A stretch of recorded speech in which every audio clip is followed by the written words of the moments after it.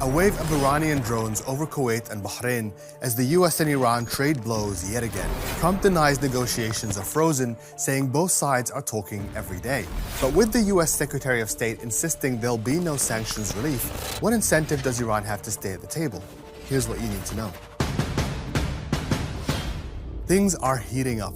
On Wednesday morning, sirens were activated in Kuwait and Bahrain, with citizens urged to shelter in safe places. Kuwait's army says one person was killed and several wounded after Iranian ballistic missiles and drones hit a terminal at Kuwait International Airport, causing significant damage. While the IRGC says it's going after US bases in the region, including the US Fifth Fleet stationed in Bahrain's capital. The attack appears in response to what the US described as self-defense strikes on Iran's Qushm Island, targeting an IRGC cell tower.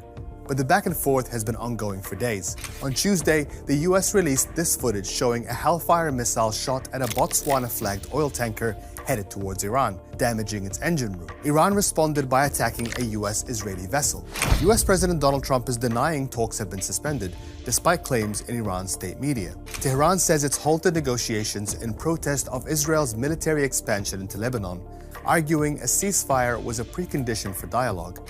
But Trump has pushed back on the reports, saying he's telling Iran's leaders it's time to make a deal. In a Truth Social post, he said the conversations between us have been going on continuously, including 4 days ago, 3 days ago, 2 days ago, 1 day ago, and today. Let's face it, Mr. Secretary, the Trump foreign policy has become a dumpster fire. In a fiery Senate hearing, U.S. Secretary of State Marco Rubio was pushed by Democrats to explain what is the plan to reopen the Strait of Hormuz. Well, what needs to happen is very simple. They have to announce very clearly the straits are now open. We're not charging a toll. We will help remove the mines that they put in there, and they will not fire on ships. But the president says they also need to make commitments on their nuclear program. That's what I'm asking. Oh, I see what you're saying. What commitments do they need to make in order for the strait to be reopened?